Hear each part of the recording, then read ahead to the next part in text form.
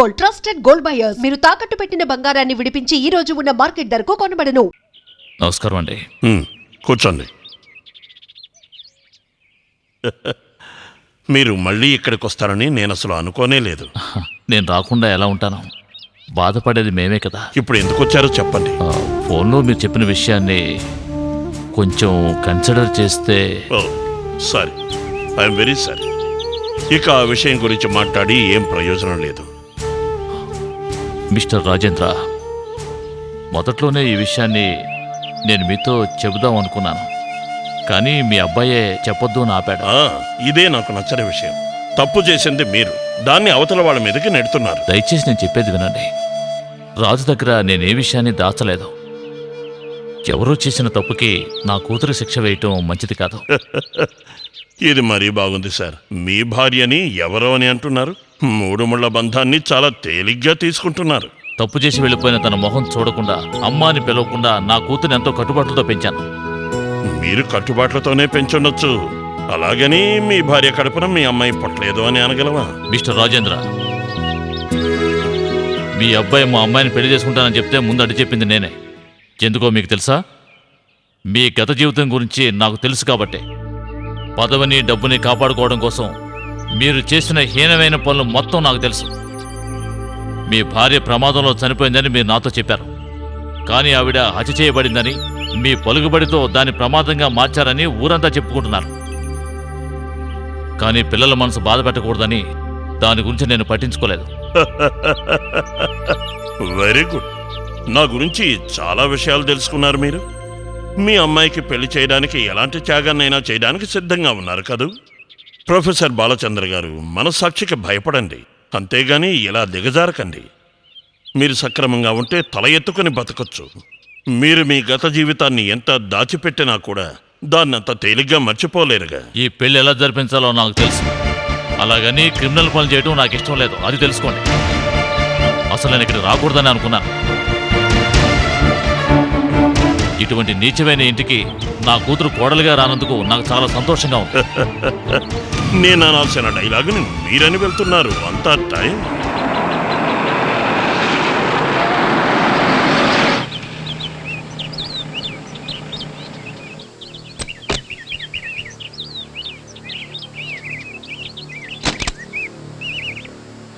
రాణి వచ్చిందా? లోపల ఉన్నారండి.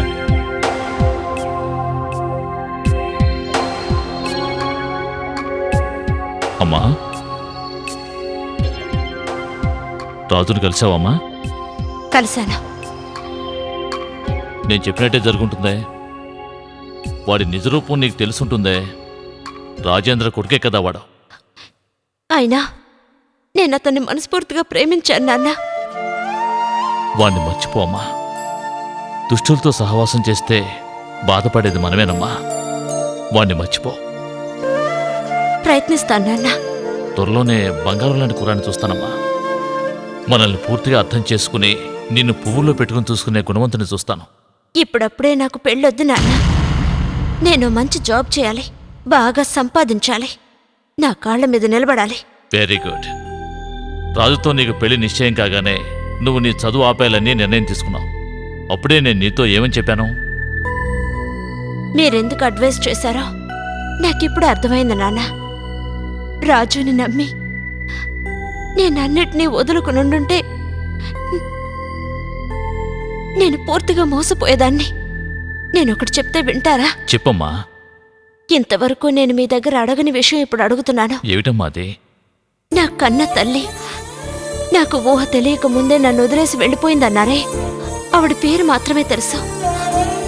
ఆవిడ్ని కనీసం ఫోటోలో కూడా చూడలేదు. మీ అమ్మ ఫోటోలని నేను చించి పారేశాను. తనంటే నాకు అంత ద్వేషం. ఇంకా మీ కోపం తగ్గలేదా? ఇప్పుడు ఆ కోపం లేదమ్మా. అయితే మీరు నాకు సహాయం చేయాలి. ఆవిడ అడ్రస్ నాకు ఇవ్వండి. ఆవిడ అడ్రస్సా? అవును. ఒక కన్న తల్లిగా ఆవిడ నాకు ఏమీ చేయనప్పుడు నేను ఆవిడ్ని ఎలా తల్లిగా అంగీకరించను? అయితే తన అడ్రస్ నీకెందుకమ్మా? ఒక ముఖ్యమైన విషయం ఉంది, అందుకే అడుగుతున్నాను. మీకు ఆవిడంటే ఇష్టం లేదని నాకు తెలుసు, అందుకే నేనెప్పుడు ఆవిడ గురించి ఒక్క విషయం కూడా అడగలేదు. కానీ ఇప్పుడు నేను ఆవిడ్ని చూడాలి నాన్న. నాకెటువంటి అభ్యంతరం లేదమ్మా. నువ్వు తన కూతురివి, తను నీ కన్న తల్లి. ఆ బంధాన్ని ముడివేయడం కోసం నేను అక్కడికి వెళ్ళడం లేదు. ఒక తల్లిగా ఆవిడ చేసిన తప్పు వల్ల నా జీవితం ఎలా నాశనం అయిపోయిందో తెలియజేయడం కోసమే వెళ్తున్నా నాన్న. అమ్మ రాణి, మీరేం దిగులు పడకండి. నేను ఆవిడతో ఒక విషయం అడగాలి. ఆ విషయం అడిగితే చాలు నాకు మనశ్శాంతిగా ఉంటుంది. నాకు తన అడ్రస్ తెలీదమ్మా, కానీ ఊరు తెలుసు. ఆవిడ భర్త పేరు చెప్తే ఎవరైనా చెప్తారు. ఆ జయదేవ్ ఎంతో పాపులర్ సింగర్.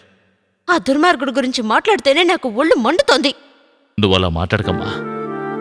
ఒకప్పుడు సినిమా రంగంలో ఎంతో పేరు ప్రఖ్యాతులు సంపాదించిన గొప్ప గాయకుడు. ఇప్పుడు ఏమీ లేని అనామకుడు, అంతేనా? ఒకరికి ద్రోహం చేసిన వాళ్ళ గతి ఇంతే. అది నాకు తెలీదమ్మా, కానీ నువ్వు అతను చూసినప్పుడు అతన్ని ద్వేషించుకో. ఎవరిని ఏం ప్రయోజనం? అంతా నా తలరాత. ఇంకా వాళ్ళ మీద ఎందుకు నాన్న జాలి చూపిస్తున్నారో? ఎంత మంచి మనసున్న మిమ్మల్ని వాళ్ళు బాధ పెట్టారు. అలా మాట్లాడటం తప్పమ్మా. ఇలా చూడు, తనకి నాకు 1,00,000 ఉండొచ్చు, కానీ తను నీ కన్న తల్లి. లేదు, ఆవిడ నాకు తల్లి కాదు, శత్రువు. రాణి, నాకు తల్లి, తండ్రి, గురువు అన్నీ ఒక్కరే. ఆ ఒక్కరు మీరే. మీరు మాత్రమే నాన్న. సరే అదలా ఉంచు. నువ్వు మీ అమ్మని కలవడానికి ఎప్పుడు వెళ్తున్నావు? మీరు వెళ్ళమంటే ఇప్పుడే బయలుదేరతాను. ఇప్పుడు వద్దమ్మా. ఇప్పుడు వెళ్తే రాత్రి బాగా లేట్ అవుతుంది. రేపు ఉదయమే వెళ్ళు. కార్ తీసుకుని వెళ్ళు. ఉమ్.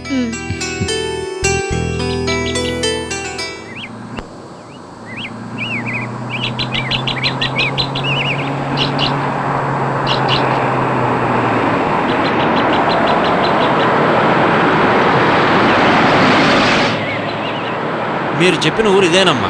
ఎవరి దగ్గరైనా అడ్రస్ కనుక్కోండి.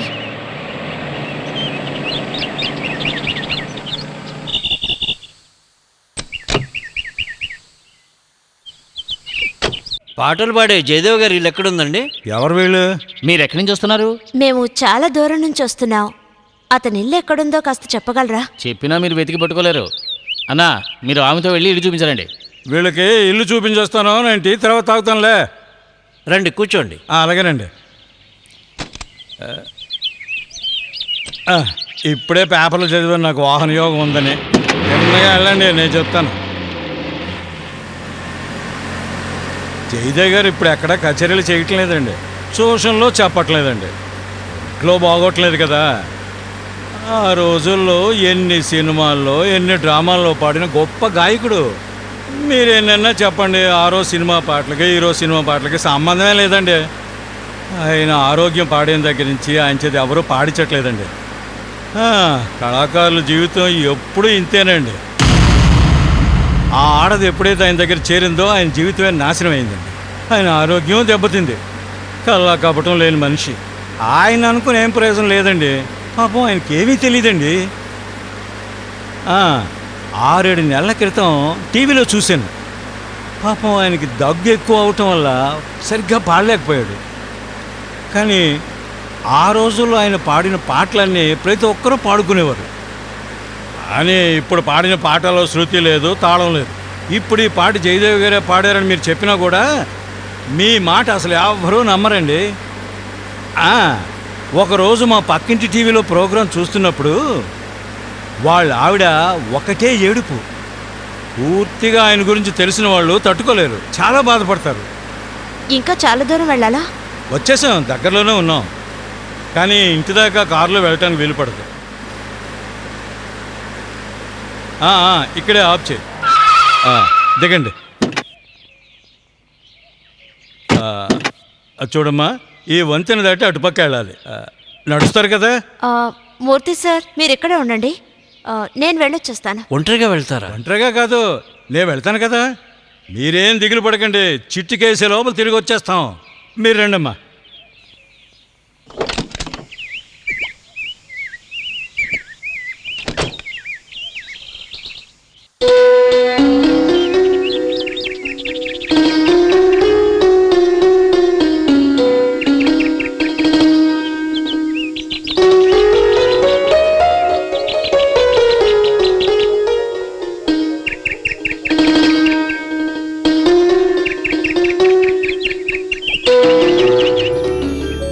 ఇదే ఆయన ఇల్లు.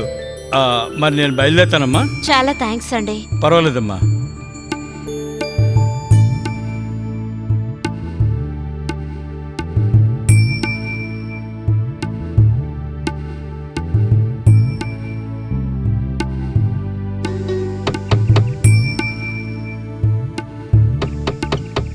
ఇంట్లో ఎవరైనా ఉన్నారా?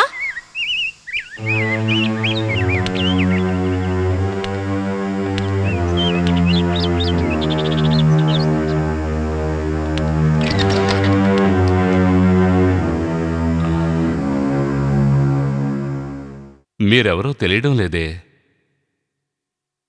నేను సుధాగారి కోసం వచ్చాను. ఓహో, సుధ కోసం వచ్చారా? ఉండండి, పిలుస్తాను. సుధా, సుధా, ఇలారా. తనేదో పనిలో ఉన్నట్టుంది. అన్ని పనులు తనే చూసుకోవాలి. నేనుండి ఏ ప్రయోజనం లేదు. పిలిచారా? సుధా, ఈవిడ నిన్ను చూడ్డానికే వచ్చారు. మీరెవరో నాకు తెలియదే. నా పేరు రాణి. రాణా? అవును, రాణి. ప్రొఫెసర్ బాలచంద్ర గారి కూతురు.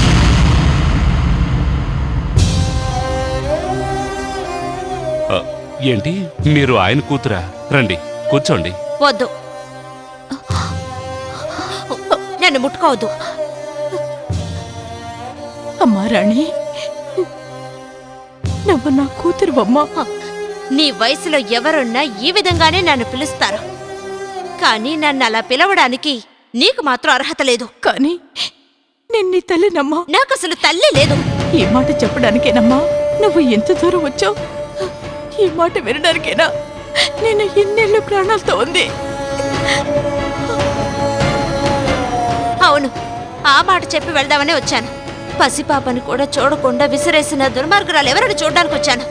నా జీవితాన్ని శూన్యం చేసిన ఆ కర్కోటకురాలు ఎవరిని చూడడానికి వచ్చాను. నువ్వు కనిపించక నేను ఎంత బాధపడ్డానో నాకే తెలుసు. ఇప్పుడు కనిపించి ఇలా మాట్లాడతావని ఊహించలేదు. నువ్వు తల్లి అవుతావు, అప్పుడు నా బాధ నీకు అర్థమవుతుంది. అవుతాను, కానీ నీల కన్న బిడ్డను వదిలేసి మరొకరితో లేచిపోను. నువ్వు నన్ను కూతురు అంటున్నప్పుడు నాకు అసహ్యంగా ఉంది. నీ కడుపున పుట్టిన పాపానికి నేనెంత నరకం అనుభవిస్తున్నానో తెలుసా? నా చిన్నతనంలో పనివాళ్ళు చెప్పుకుంటుంటే నేనెంత బాధపడ్డానో తెలుసా? నా స్కూల్లోనూ నీ గురించి ఎంత అసహ్యంగా మాట్లాడేవారో. దీని తల్లి ఎవరితోనో లేచిపోయింది, ఇది లేచిపోయిందని కూతురని అసహ్యంగా మాట్లాడేవారు. మా అమ్మ గురించి విన్న మొట్టమొదటి మాట ఆ విషయమే. మా అమ్మ గురించి మాట్లాడకండి అని ఎంతో మందితో గొడవ పడేదాన్ని. నేను పిచ్చిదాన్ని. ఆఖరికి నువ్వు చనిపోయావు అన్న విషయం విన్న తర్వాతే నేను ప్రశాంతంగా ఉన్నాను. జయదేవ అనే పేరుని విన్నప్పుడల్లా నా తల బద్దలయ్యేది. మీ వల్ల నేను ఎన్ని అవమానాలు భరించానో తెలుసా? మీ నీడు కూడా నా మీద పడకూడదు అని పాపం మా నాన్న పరాయి ఊరికెళ్ళి ఎన్ని కష్టాలు అనుభవించారో తెలుసా? ఇక చాలమ్మా, నువ్వు మీ నాన్న ఎన్నో కష్టాల్ని అనుభవించారు, కానీ అంతకంటే ఎన్నో బాధలు నేను అనుభవించాను. అయినా నీ చేత అమ్మాని పిలిపించుకోలేకపోయాను. కానీ నీకు దూరంగా ఉన్నా నీ మీద ప్రేమ పోలేదు. అందువల్ల నా కూతురు పడ్డ కష్టాలు నేను విని తట్టుకోలేను. ఇది మీ ఇల్లు కాబట్టి ఇంతటితో వదిలేస్తున్నాను. మీరు ఏడ్చినంత మాత్రాన మీరు ఉత్తమరాలు కాదు. మిగతా వాళ్ళ దృష్టిలో మీరు మంచివాళ్ళు కావచ్చు, కానీ నా దృష్టిలో మీరు దుర్మార్గురాలు. ఉండండి, దీనంతటికీ కారణం నేనే. నన్ను శిక్షించాలనుకున్నా, క్షమించాలనుకున్నా మీకు హక్కు ఉంది. నేను చేసిన తప్పుకి మీరావిడ్ని తిడుతుంటే తను కంటనీరు పెట్టడం నేను తట్టుకోలేను. వద్దు, తను నాపకండి. తను ఎన్ని మాటలన్నా నేను పడాల్సిందే. నీ కోపం తీరేంత వరకు నన్ను తిట్టమ్మా. మీకో విషయం తెలుసా? నాకు పెళ్లి నిశ్చయమైంది.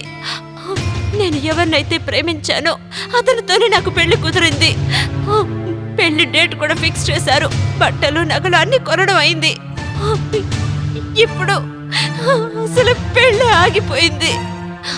And for more videos, please subscribe to iDream.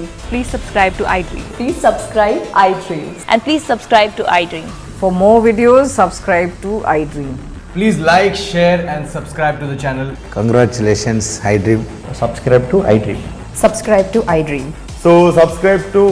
iDream Media. IDream team అందరికీ huge congratulations. Please subscribe iDream Media. Please subscribe to iDream. Subscribe iDream. Please subscribe to I dream.